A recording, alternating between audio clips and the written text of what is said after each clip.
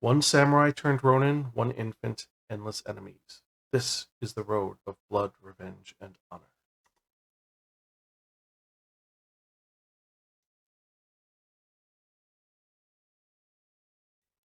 Konnichiwa, aloha, bonjour, and what's up? I am Zan. Hope you're doing well. Today I felt it'd be a little bit better to do it as a more serious podcast because this is serious business. Because if you remember from the last episode, I spun that one, that only, the Wheel of Manga, and it dictated unto me that I would be reviewing one of the cornerstones of the manga world, one of the most influential and important stories that has ever been released.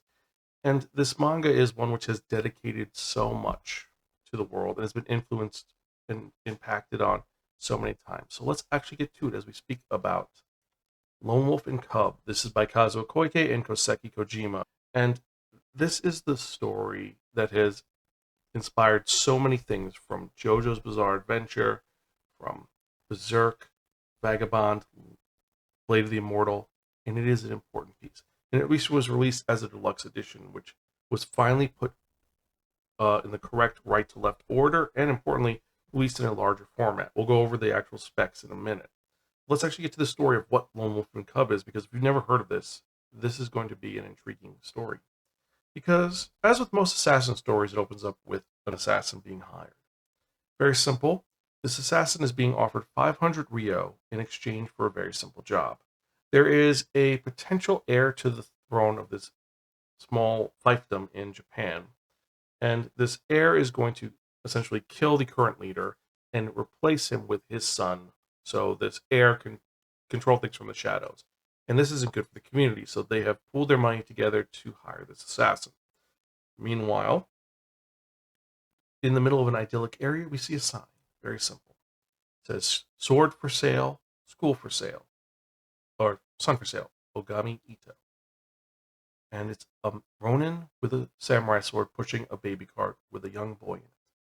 Meanwhile, the samurai assistant to that heir we spoke about earlier gets a message. Very simple. It says, an assassin is dispatched from Edo. His name is unknown. His school is unknown. His appearance and age are unknown. But supposedly he is pushing a baby cart, and he is known simply as Lone Wolf and Cub. Which, for these samurai, they're like, oh, so we have a way to tell who it is. That's going to be perfectly fine. And as they're going, they see an individual matching that description, and they simply say, sir, I see you have a baby that is for rent. I have not held a child in many, many years, because my son is probably grown up, and it's been years since I've been dispatched. May I hold him for a few moments? And the aforementioned man, Ogami Ito, says, well, I would love to rent my son to you. He is for sale. However, he doesn't trust you. He senses the blood on you. And immediately they pull out their swords, and a fight ensues.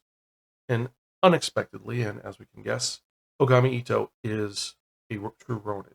He immediately dispatches these individuals. And this is the beginning of his plan to get to where he needs to go. And this is a truly amazingly designed scene by Goseki Kojima, as his artwork is impeccable. And we also discover a few things in this scene. One, that he's an amazing swordsman. Two, the baby cart, which has his son Daigoro in it, is tricked out with several hidden weapons. Everything from a Nagita, a spear, even a rifle. And the bottom is bulletproof. And he ends up getting captured by these individuals because of some nefarious things that they've done, and he is brought before his target. What's going to happen? Well, you have to read to find out. But what is Lone Wolf and Cub about, this story, which was written so many years ago by Kazuo Koike? Well, it is a story of the clan of Ito, who was the shogun's executioner. See, back in the long, long ago, there were three schools that assisted the emperor. One of them was a group that was known as the ninjas. The ninjas were the spy network that would research things on the enemies of the emperor. Next, you had the Assassins Guild. This is run by the Yagyo clan. Their job is they will research and they will assassinate everyone. And then last and not least, you have the Shogun's executioner. He is the man who wears the emblem of the Shogun and is the man who kills people for the Shogun. He is there to test blades and to execute those, to be the second if someone commits seppuku.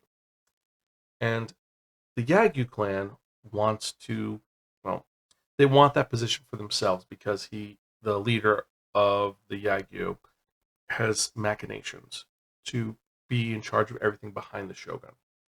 And he essentially frames Ogami Ito for being rude to the emperor. And because of that, Ogami Ito must commit seppuku, his family must die, and then the Yagyu can become the new shogun's executioner.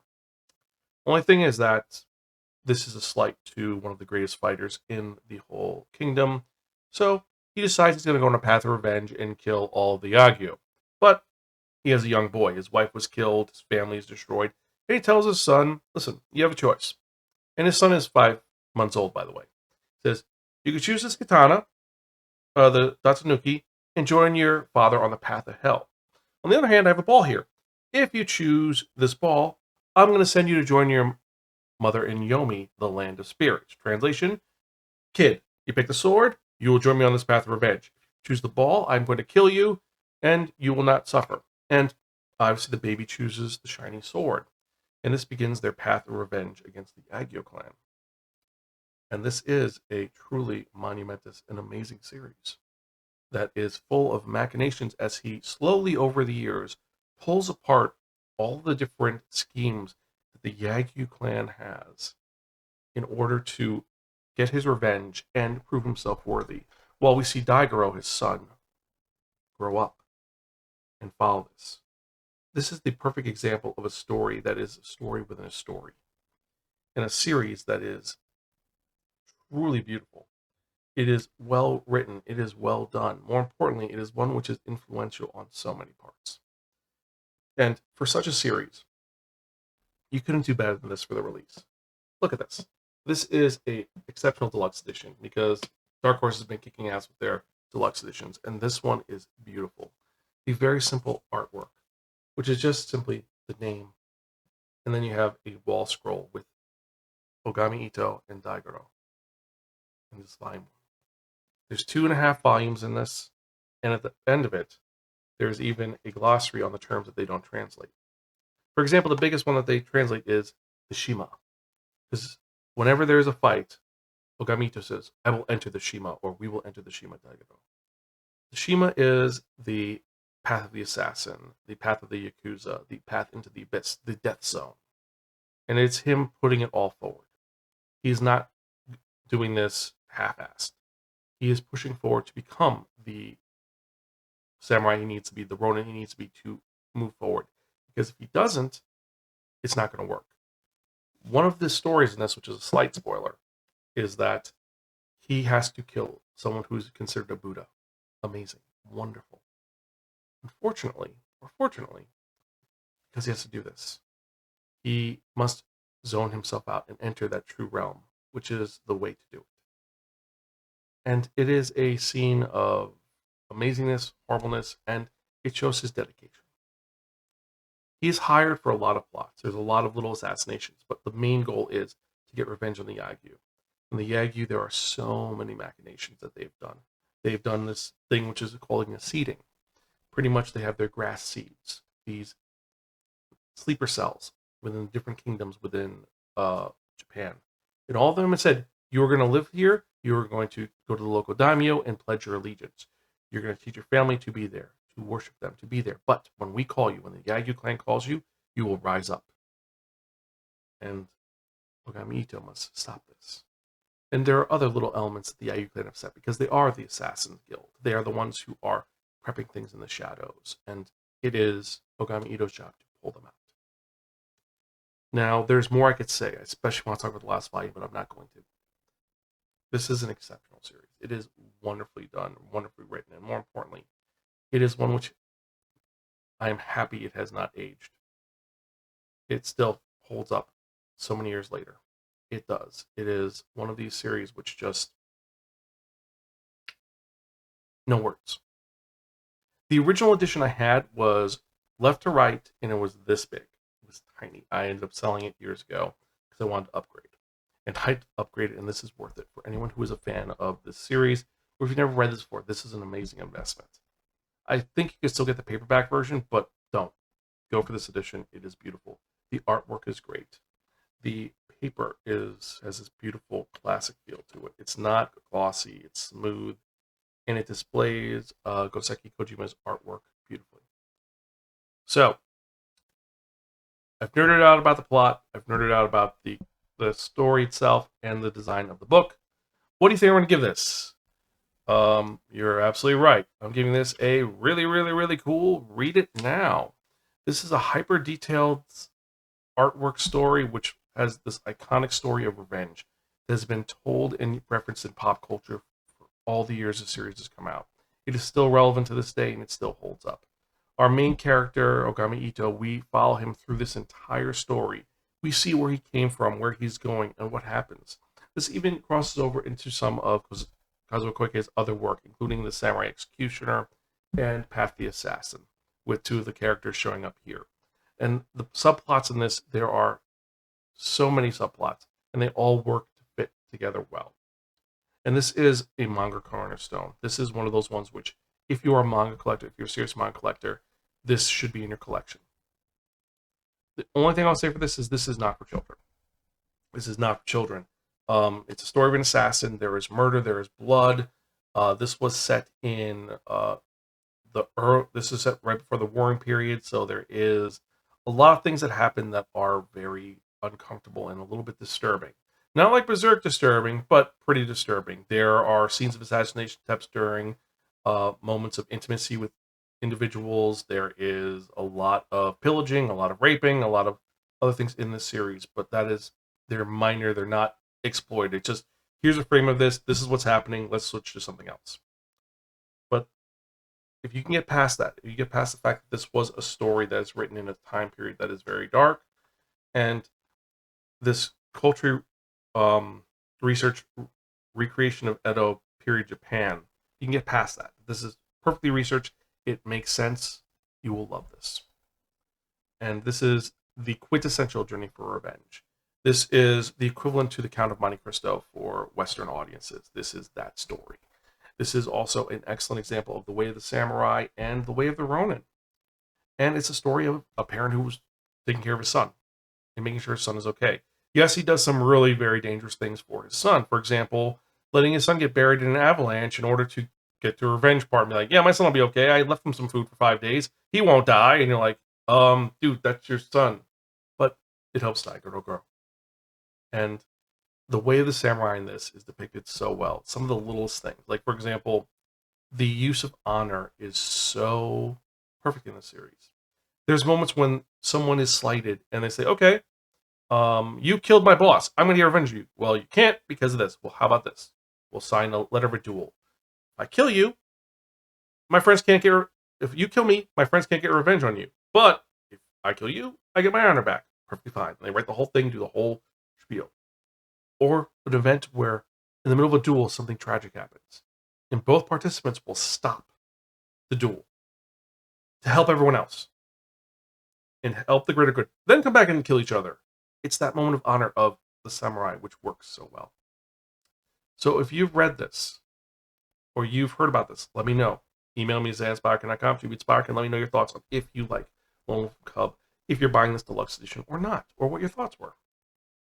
So, with that in mind, let's actually get to the manga releases for the week. And we've got some really fun ones this week and some really crazy ones.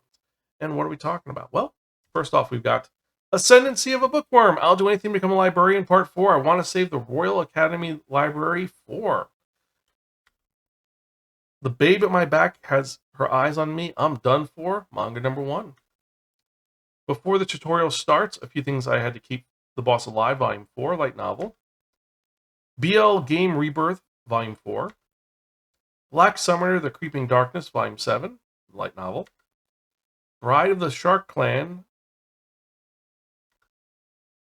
The Brilliant Healer's New Life in the Shadows, volume 4. Campfire Cooking in Another World with My Absurd Skill, Omnibus 6. Don to Don, volume 19. The Dangerous Convenience Store, volume 7. Days with My Stepsister, volume 7. Demon Lord 2099, volume 5. Everyone's Darling Has a Secret, volume 4. Fly Me to the Moon, volume 32.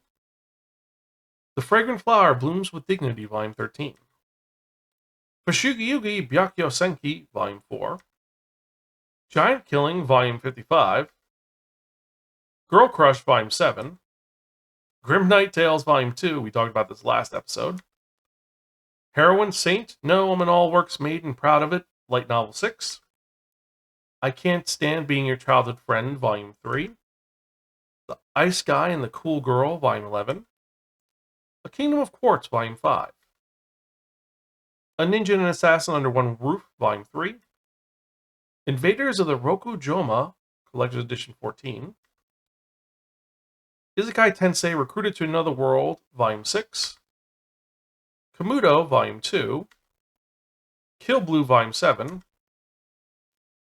Kusunoke's Garden of Gods, Volume 4, this light novel. Let's Run It In on Dungeon Island, It's a World Ruled by Women, Volumes 1 to 2. Love Out on a Limb, Volume 2. The Magical Revolution of the Reincarnated Princess and the Genius Young Lady, Volume 9, light novel. Marriage Toxin, Volume 13. Melody of the Boundary, Volume 1. This is an interesting series. Minecraft, the Manga, Volume 6. Gundam, Mobile Suit Gundam, the Origin Deluxe Edition, Volume 6. My Favorite VTuber is Scary in Real Life, Volume 2.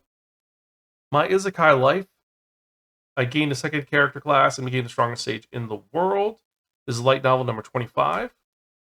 My Quiet Blacksmith Life in Another World, light novel this is manga number 3. My Quiet Blacksmith Life in Another World, light novel 7. My Wife is a Little Intimidating, Volume 14. New Game Plus After Defeating the Last Boss, Volume 2. Night of the Living Cat, Volume 7. No God in Eden, Volume 4.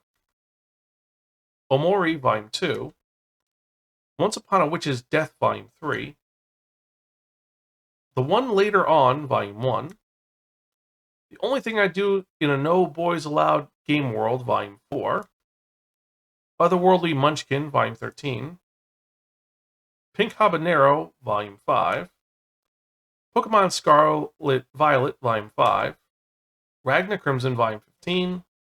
ReZero Starting Life in Another World Short Story Collection, Volume 5. Reborn to Master the Blade From Hero King to Extraordinary Squire, Volume 9. This is a light novel. Reincarnated as a Sword, manga number 17. Saint Seiya Dark Wing, Volume 3. Sakamoto Days, Volume 22. Scavengers Another Sky, Volume 2. She's the Strongest Bride, but I'm Stronger in Night Battles, Volume 5. Shugo Chara Jewel Joker, Volume 2. Silent Reading Mudong, Volume 3. Sleepy Princess of the Demon Castle, Volume 30. Somali and the Forest Spirit, Volume 5. Strobe in the Dark. The Tale of a Little Alchemist Blessed by the Spirits, manga number 2. Toxic Super Beasts, Volume 3. Vagabond, number 5. This is the Omnibus Edition. Virgin Knight, I Became the Frontier Lord in a World Ruled by Women, light novel number 3. Windbreakers, Volume 24. And last and certainly not least, we've got The World's Greatest First Love, The Case of Ritsu Onodera, Volume 19. So these are the manga releases for the week. Which of these are you most excited about? Let me know. Email me at zanspiraken.com or tweet me at Spiraken. For me, my top 5 for the week are going to be The Babe at My Back Has Her Eyes on Me, Volume 1. Let's Run It In on Dungeon Island, Volumes 1 to 2. Melody of the Boundaries, Volume 1 is my top pick of the week. This is an interesting situation where it's about someone who is a musician whose partner died, and now, 2 years later, their musical partner has appeared again and is talking to them. Are they crazy? Do they really exist? It's a question, and it's a wonder of what's going on.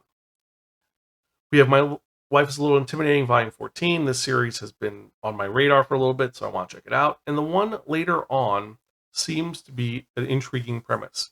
It's very different. But these are my releases for the week that I'm most excited about. Let me know the ones that you are. Email me at zanspiraken.com or tweet me at Spiraken. And with that in mind, I hope you're enjoying this episode so far. I'd like to thank each and every one of you for checking out this show. Every email I get, every new comment, every new subscriber, it gives me more motivation to keep doing this podcast. And I love doing it. So thank you so much for allowing me to do this and making this a huge part of my life. It's been 18 years, and I'm going to keep going as long as I can. So thank you so much. And I want to keep going until I'm an old man who reads manga with thick glasses and large print. So let's see if we can keep going. Also, a couple bits of business. First off, Otakon has messaged me. A couple of my panels have been approved. There's one which is still sitting in the pipe, but which are the ones that were approved? Well, we've got Happily Ever After has been approved. We've got Fantasy Manga recommendations for grown-ups has been approved. And last and not least, we've got I'm Not Old, main characters over 30. There's one more manga panel I'm waiting on. We'll see if it gets approved. But stay tuned for more information or when those panels are going to happen. I will be there, and I'm excited to be back at Otakon, see a lot of my old con buddies, and more importantly, to have a blast DC. Also, Greta will hopefully be there this year. Fingers crossed. But with that in mind, I hope you've been enjoying. Remember to like, share, and subscribe, and check out our website at www.spiraken.com. Tell your friends about us. Follow us on Blue Skies, on Instagram, on all of our social media sites. And if you're watching on YouTube, remember to like, share, subscribe, and as always, click on that bell for notification for when we release new episodes, because I'm excited to see you all there. And remember, we are releasing book reviews still. This week, we're going to be talking about a very interesting manga. Well, not manga. It's a story that was written by Virginia Woolf. So, is it good? Is it bad? Well, you have to wait and see what it is. But I digress. So let's get to the part you've all been waiting for. The most important part of this podcast, the most happening part. And what are we talking about? We are talking about that one. That only. The Wheel of Manga!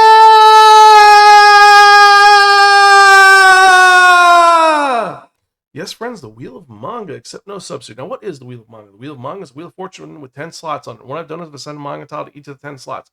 So what we're going to do is we're going to spin the wheel. Whatever number it lands on, the manga that's in that spot is the one we're going to review in the next episode of the Spiraken Manga Review, episode 634. Can you believe it's 634 episodes?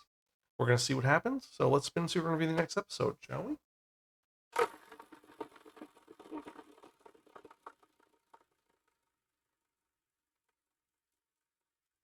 Good spin. Very good spin.